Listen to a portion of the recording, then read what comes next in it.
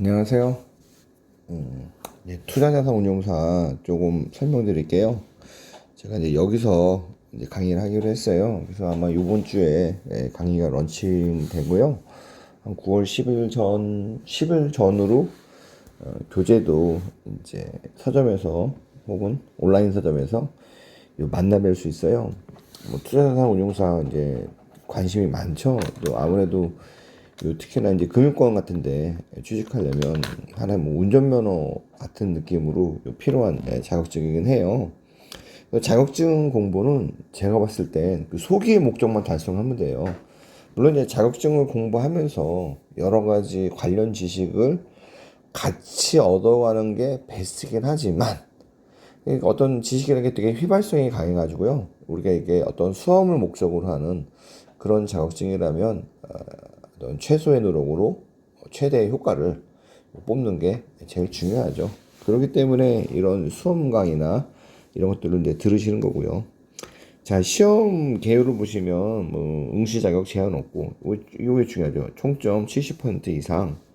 자, 이거 한 100문제가 나와요. 120분이고 공부하신 분들이면 요 120분까지 앉아 있지 않아요. 그래서 보통은 우리가 11시 20분부터 11시 10분이라면 이제 실제 시험은 보통 일요일 날 시험 봐요. 10시부터 오전에 12시까지인데 여기 보시면 11시 20분부터 조기 퇴실이 가능해요. 그래서 이제 공부가 어느 정도 되신 분들은 11시 20분 되시면 그냥 조기 퇴실하세요. 12시까지 남아있는 사람은 제가 굉장히 여러 번 시험 봤지만 저밖에 없었어요. 저밖에 없었어요. 제가 그 강의실에서 저밖에 없어요. 12시까지 남아있는 사람은. 그러니까 저 같은 사람 빼놓고는 전부 다 한 11시 20분에서 11시 한 40분 요 사이에 그냥 다 가세요. 계산 문제는 진짜 한 13문제 정도 내외로 출제돼요. 그래서 계산 문제 비중이 높지가 않아요. 또 계산 문제가 나올 만한 데가 딱 정해져 있고, 그렇기 때문에 여러분들이 뭐 계산 문제 때문에 뭐 합격한다, 못한다. 사실 좀 그렇게 보기 좀 어려워요. 1년에 이제 3번 시험 봐요. 보통 2월 달에 많이 보긴 하는데, 그쵸. 1회차, 한 번째. 근데 3월 달에 이게 보는 경우들도 있어요. 올해 같은 경우에 이제 3월 달에 봤어요. 그다음에 6월 달, 11월 달. 이렇게 해서 1년에 3번 시험을 이렇게 보고요. 주관은 그 한국금융투자협회에서 보시고, 과목은 이제 3과목으로 이제 나눠지는데, 야, 과목은 3개인데, 교재가 5권이에요. 협회 기본서가. 이 교재를 제가 페이지를 다 세지 않았지만, 한 1, 2, 3, 4, 요 4권까지는 한 500페이지가 좀 넘어요. 500, 어떤 건 뭐 550, 막 그래요. 그 다음에 5번째 교재가 좀 짧아요. 그래서 어쨌거나 뭐 대략 한 2,500페이지 내외예요. 은근히 2,500페이지면, 그죠? 그때 문제도 별로 없고, 이론으로만 빼백하게 있어가지고, 양이 상당히 많아요. 자, 그리고 이제 준비물은요, 수험표는 요즘에 이제 온라인 수험표 있어가지고 여러분들이 수험 번호만 외우시면 되고 또 시험 등록하시면 협회에서 시험 아침날 카톡으로 와요. 당신 시험 본다. 고사장 어디고 수험 번호 뭐다. 그래서 그 수험 번호를 그냥 확인해 가지고 가시면 되기 때문에 수험표를 굳이 출력 안 하셔도 돼요. 출력하셨다 할지라도요, 감독관께서 수험 번호만 OMR 카드에 집어넣고 마킹하고 나면 그 수험표도 가방에 집어넣으라고 해요. 조심하셔야 돼요. 신분증. 그래서 일반 계산기. 근데 공학용 계산기도 가는데 얘는 이제 초기화하는 거를 감독관 앞에서 확인받고 초기화해야 돼요. 컴퓨터 사인펜. 뭐 공식적으로는 우리 그 있잖아요. 그뭐 OMR 마킹 잘못하면 중간에 수정펜을 쓰거나 그건 이제 공식적으로 해주진 않아요. 본인의 어떤 리스크를 감수하고 리스크라는 건 뭐 채점할 때 컴퓨터 채점 기계가 나는 분명히 화이트보드로 이게 수정펜으로 써가지고 요 답을 정정했는데 인식 못하고 오답 처리할 수 있는 거죠. 뭐 그 정도 리스크는 이제 감수하시면 되고 볼펜 혹은 연필 혹은 샤프 왜냐면 이게 문제를 그죠? 동그라미도 쳐보고 계산 문제는 계산도 해보고 그래야 되기 때문에 필요해요. 주의하실 게 핸드폰이나 이런 전자기계들 있잖아요. 이게 시험 중간에 올리면 뭐 진짜 이 사람이 부정행위를 하든 안 하든 그 울리는 것 자체를 그냥 부정행위로 규정하고 있어가지고 그게 되지 않도록 여러분들이 항상 요 전화기 시험 보기 전에 꺼놓고, 혹은 다른 전자기기 있으면 다 꺼놓고 이렇게 보세요. 뭐 제가 수험장에서 안타깝게 그런 분들을 아직 뵙지를 못했어요. 그렇지만 없지 않다라고, 제가 못 봤다고 그런 분들이 안 계신다라고 제가 단정 못하니까요. 조심하시면 되고, 굉장히 이제 많은 분들이 도대체 한 달 공부하면 됩니까? 뭐 4주 공부하면 됩니까? 우리가 옛날 속담에 이런 게 있어요. 성공한 사람이요, 일반 사람을 망친대요. 성공한 사람들의 어떤 성공 경험이 일반인들을 망치는 경우가 있어요. 뭐 이런 거 있잖아요. 옆집에 누구는 왜 어떤 위인전 같은 거 보면은 이 사람들도 되게 열심히 무언가를 했을 텐데 성공하고 나면은 그게 별거 아닌 것처럼 보이거든요. 그러니까 자기의 어떤 어려운 점은 축소하고, 그죠? 뭐 쉬웠던 거 자기 자랑만 늘어놓다 보니까 누가 보더라도 나도 그럴 수 있는데. 그러니까 우리가 좀 현혹되는 게 저 일주일하고 합격했어요, 저 3주 하고 합격했어요. 그런 분들은요, 기본적으로 그렇게 합격할 만한 어느 정도 내공이 있어요. 이게 아무리 이제 객관식 시험이고 시중에 기출 문제가 많이 이제 복원돼 있다 할지라도요, 여러분들이 그 기출 문제를요, 어떤 배경 지식 없이 외우잖아요. 실제 시험 나가면은 이게 참 힘들어요. 힘들다는 게 그거를 그 문제가 나오더라도 이게 그 문제가 아닌가? 이게 좀 애매해요. 어느 정도 내용을 알고 있어야지 기출 문제를 보더라도 이거구나, 이거 답이구나, 이렇게 이제 볼 수 있기 때문에요. 그래서 뭐 누구는 뭐 일주일 공부해가지고 뭐 공부 합격했다, 누구는 3주에서 합격했다. 뭐 그 사람은 할만하니까 그런 거예요. 또 운도 좀 따라줬고. 그래서 여러분께서 뭐 나도 일주일 뭐 그건 판단을 알아서 하시는데, 제가 봤을 때 여기 배경지식 유무가 얼마나 있냐. 뭐 전공자라고 우리가 다 전공 공부 잘하는 거 아니잖아요. 그죠? 뭐 전공자, 전공자들 너 전공 왜 이렇게 공부 못해? 이런 사람도 많아요. 대신 반대로 비전공자지만 이쪽에 경영경제 쪽에 뭐 공부 평소에 관심 있어가지고 하신 분들도 또 잘해요, 그런 분들은. 그래서 이게 배경 지식이 얼마나 있냐라고 중요한 거지, 뭐 단순히 전공자 전공자라고 전공 공부 한 번도 안 했으면 저절로 공부 잘하게 되나요? 그렇진 않아요. 공부할 수 있는 시간은 확보 유무죠. 그러니까 아무래도 이제 직장인보다는 이제 학생이 조금 더 유리하죠. 인강 수강 유무, 아무래도 그다음에 개개인의 어떤 학습 능력의 차이도 있잖아요. 이런 여러 가지가 수험 시간을 결정하는 변수예요. 특히나 뭐 이거는 이제 사람마다 다른데, 어떤 사람은 이제 혼자 공부하기 좀 힘들어하는 사람도 있어요. 혼자 공부하기 힘들었다는 게 뭐 이해나 이런 것도 있지만, 시간을 정해놓고 내가 진도 나가고 막 이렇게 스스로 계획을 세워야 되잖아요.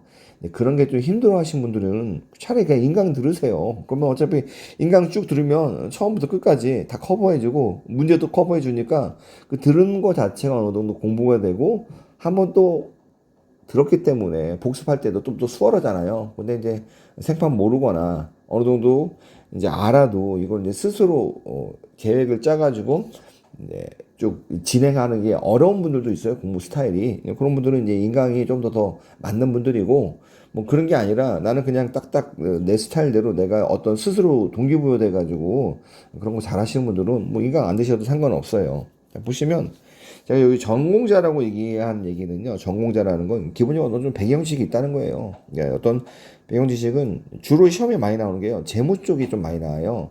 그래서 경제학 전공자보다는요, 경영학 쪽에서도 어떤 재무 관리에 대해서 조금 좀 이해가 있으신 분들, 근데 그런 분들을 좀 더 유리해요. 그러다 거기다가 이런 분들이 인간까지 수강하고 뭐 실제 유형 문제제 뭐 많죠, 시중에 이름만 달리있지. 그래서 누가 얼마나 많이 실제 시험처럼 나오냐가 이제 중요한 거니까, 확실한 건 제 교재도 시중에 나온 어떤 교재 못지않게 여러분들이 보시면 와, 한번 이거는 우리 11월 달에 시험 있으니까 그때 한번 시험 보면서 제가 한번 또 후기 올리면서 같이 볼게요. 이런 분들은 우리 한 달 충분히 가능해요. 한 달이 뭐예요? 이제 이런 분들은 이제 운까지 따라주면 2주만 해도 가능해요. 자, 근데 통상적으로 이런 사람들은 이제 많진 않아요. 그래서 보통 이제 한 달 반에서 2달 정도 잡고 공부하시는 게 나아요. 2달 공부하기에는 조금 길다는 느낌이 드는데, 이거는 공부라는 건 학습 차이고, 어떤 분들은 71점이 목표인 분도 있고, 어떤 분들은 그냥 90점 이상이 목표인 분도 있잖아요. 그렇기 때문에 그 목표 수준에 맞게 가지, 뭐 누구는 어쨌네, 누구는 저쨌네, 이런 거에 현혹하실 필요 없어요. 자기 페이스대로 가는 거예요. 자, 시험의 특징이 있어요. 회차별로 좀 편차가 있는데요. 계속 어려워지고 있어요. 어려워지고 있다는 게 평소에 안 나왔던 문제, 그다음에 안 나왔던 문제라는 게 타픽을 얘기하는 거예요. 주제. 그다음에 나오는 주제인데 물어보는 각도를 좀 달리하거나 좀 유형이 좀 다른 형태의 문제를 내는 거예요. 응용 문제를. 이제 그런 문제들의 비중이 좀 높아져요. 그런데도 합격률은 높아지고 있어요. 왜 그러냐? 제가 봤을 때는 시중에 있는 문제집들이 제 교재 포함해서 워낙 좋은 문제들이 많이 있어가지고 난이도는 올라가는데, 그죠? 합격률이 높아지는 그런 약간의 기현상이 발생해요. 그러니까 제가 만약에 협회에 시험을 주관하는 사람 입장에서는 야, 난이도를 올렸는데, 왜냐면 이게 100명 시험 봐가지고 한 90명이 붙으면 야, 그래도 시험에 어떤 난이도 조절 실패한 거 아니야? 이렇게 생각하잖아요. 보통은 이제 과거 시험 보면 한 10년, 15년치 평균 내보면 대략적으로 합격률이 한 30% 내외거든요. 근데 그게 이제 뭐 50% 된다. 야, 그러면 너무 쉬운 거 아니야? 점점 어려워지지? 이게 약간 좀 독인 거예요.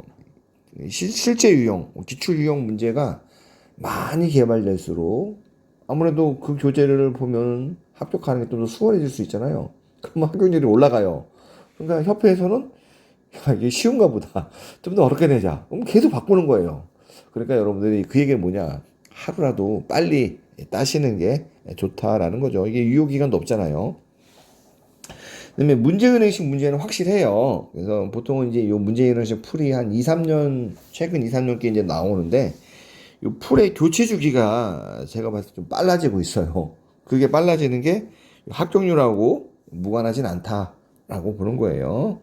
그래서 요 투자자산 운용사의 그 특징을 제가 하나로 하면요.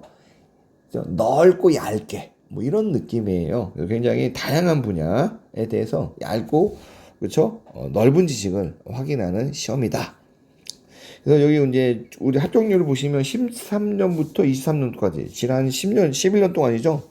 보시면 요때는 낮았어요. 이때 이게 높아지다가 좀 낮아지다가 최근 보시면 교재가 이제 시중에 나와 있는 교재가 좀 좋아지기 시작한 시점이 제가 보기엔 19년, 20년 요때로 봐요. 요때 이후로 보통 30% 이상인데 35%를 지금 넘어가고 있어 합격률이요. 그래서 이 정도면 저는 좀 높은 편이라고 보거든요. 이게 어떤 특정 연도만 그런 게 아니라 꾸준히. 그래서 이거는 시중에 이 강의를 하시는 많은 선생님들의 노력의 결실이 아닌가. 물론 수험생도 그게 맞춰가지고 따라줬기 때문이 아닌가. 그래서 여러분들 합격률이 50% 가기 전에 빨리 따시는 게 좋아요. 왜? 50% 되면 되게 어렵게 내거든요. 자, 우리 이제 세부 과목 볼게요. 요 왼쪽에 있는 표가요. 시험에 전체에 나온 게 1과목 이렇게, 2과목, 3과목 이렇게 돼 있어요. 1과목은 그죠? 이게 세법도 시험 나와. 세법. 금융상품, 상식으로 알아야 돼요. 부동산 관련 상품. 이제 부동산은 좀 이제 중요한 금융상품이라서 좀 별도로 이제 보는데, 요 1과목에서는 계산 문제가 한 두 문제 내외로 출제돼요. 이 두 문제 중에서 한 문제가 어디냐? 요 세법. 특히나 종합소득세 얼마냐? 소득 세금을 계산하는 게 아니라 종합소득 금액을 계산하는 거죠. 세금까지 계산하면 너무 힘들어요. 그렇죠? 부동산 관련해 가지고 그죠? 어떤 수익가치 환원법으로 부동산 가치 평가하면 얼마냐? 이런 문제들이 좀 최근에 한 1년 동안에 전형적으로 나오는 그런 문제들이에요. 그래서 여기서는 총 20문제가 나오잖아요. 생각보다 요 세무가 세법이기 때문에 어렵진 않은데요. 좀 귀찮아요. 아무래도 이제 법이고 하다 보니까요. 암기하시면 금방금방 잊어버려요. 그래서 자주자주 좀 보셔야 되는 거. 금융상품도 뭐 처음 들어보는, 왜냐면 이 금융상품을 내가 투자할 일이 있어야죠. 그러다 보니까, 과목이죠. 3과목. 그래서 그러다 보니까 이게 조금 생소한 이런 금융상품들이 있어요. 그래서 그렇지만 이건 뭐, 그걸 다 보는 건 힘들고, 우리도 좋은 시중에 문제, 제 문제 포함해가지고, 솔직히 제 문제 되게 좋아요. 진짜 정말 심혈을 기울여가지고 이번에 지금 교재 지금 내는 중이거든요. 정말 괜찮아요. 한번 여러분들이 믿고 보시면 뭐 요즘에 뭐 시중에 저 말고 이제 다른 분이 쓰신 교재 있잖아요. 뭐 P로 시작하는 그 교재 제가 이 교재보다 더 좋다라고 말은 못하지만 이 교재보다 나쁘다고도 제가 말은 못해요. 비등비등하다고 저는 충분히 자신하고 지금 낸 교재거든요. 그래서 한번 믿고 한번 해보시면 좋을 것 같아요. 그리고 아무래도 초반에 런칭하면은 조금 할인들이 많이 들어가요. 그러니까 여러분들이 한번 가성비 있게 한번 도전해 보시는 것도 좋을 것 같아요. 우리 11월 시험이요. 11월 시험이니까 제가 보기에는 이제 빠르신 분들은 9월에 하셔도 되고 한 추석 전으로 시작하셔도 뭐 크게 전공자든 비전공자든 그렇게 뭐 이게 부족한 시간은 아니라고 봐요. 자, 그래서 이렇게 보시면 되고요. 그다음에 이제 이 과목이 요거예요. 투자 운용 전략이랑 투자 분석인데 30문제가 나와요. 여기 대한투자인데요. 이 대한투자를 제대로 공부하려면 진짜 어려워요. 대한투자는 뭐 헤지 펀드부터 시작해가지고 정말 방대한데 나오는 것들이 딱 정형화돼 있어요. 그러다 보니까 여기서도 이제 그냥 암기 위주로 하시면 되는데 대한투자는 헤지 펀드가 조금 나오고 뒤에 보시면 우리 CDS에서 뭐 신용 관련된 이런 그 상품들이 있어요. 그런 게 좀 어려운 개념이긴 하지만 거기도 그냥 좀 나와요. 최근에. 왜냐면 이제 PF나 MBS처럼 이제 좀 쉽거든요. 그러다 보니까 물론 쉬운 문제가 안 나온다는 건 아니에요. 난이도 조절을 위해서 좀 이게 어려운 문제 나오고 해외 증권, 이건 해외의 어떤 금융시장에 대한 좀 제도적인 이해이기 때문에 뭐 그런 부분 보시면 되고 그래서 좀 생소하긴 하지만 그냥 강의 들으시고 뭐 이거 다 풀어보시고 그러면은 어느 정도 커버가 돼요. 사실 좀 이제 힘든 부분들이라는 게 어떤 이론적인 베이스를 여러분들이 이제 약간 이해가 필요한 분들이 요 3번하고 4번 토픽이에요. 투자 분석이랑 리스크. 그래서 보통은 여기서 총 계산 문제가 5문제인데요. 리스크 관리에서 한 3문제 정도, 요 투자 분석 기법에서 2문제 정도예요. 근데 여기서는 좀 이해 위주 하는데 투자 분석까지는 어느 정도 이해가 될 수 있어요. 배경 지식이 좀 약하더라도 이 리스크 관리는 요 바라고 해가지고요. 이건 이제 밸류 앳 리스크라고 해요. 이걸 이제 계산하는 건데 옵션 계산하는 거, 뭐 채권의 바, 뭐 이렇게 해서 굉장히 좀 복잡해요. 그래서 여기는 제대로 들어가면은 정말 어려운 부분인데 여기서도 이제 전형적으로 나오는 부분들이 있어가지고요. 이해를 하시면서 잘 모르겠다. 그럼 뭐 문제 유형을 암기하시면 뭐 크게 어려움 없이 그냥 넘어갈 수 있습니다. 3과목 보시면 마지막 3과목이 50문제예요. 양도 많아요. 요 직무윤리하고 법규는요 말 그대로 그냥 법이에요 법.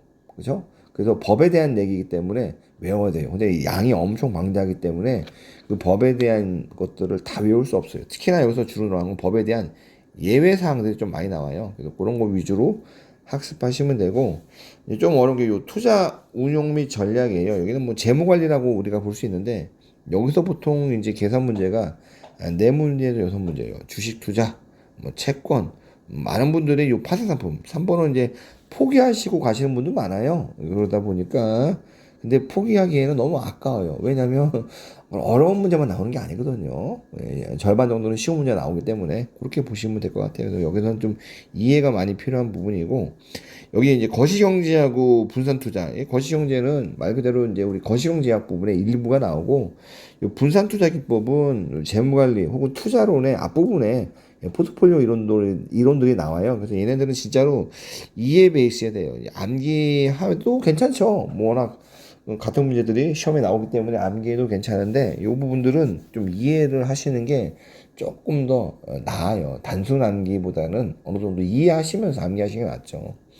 그래서 이제 좀 이제 자격증도 따고 딴 김에 내가 조금 금융 지식이나 투자에 대한 지식도 우리가 이제 그걸 부수적으로 얻게 된다면 그런 분들이 권장 학습 순서가 이거예요. 제가 보시면 이해 위주의 과목이라서요. 특히나 이 분산 투자 기법 얘부터 공부하시는 게 좋아요. 왜냐면 이 내용이 어디랑 또 연결되냐면요. 이 리스크 관리하고 연결되고 투자 분석 기법에 연결되고요.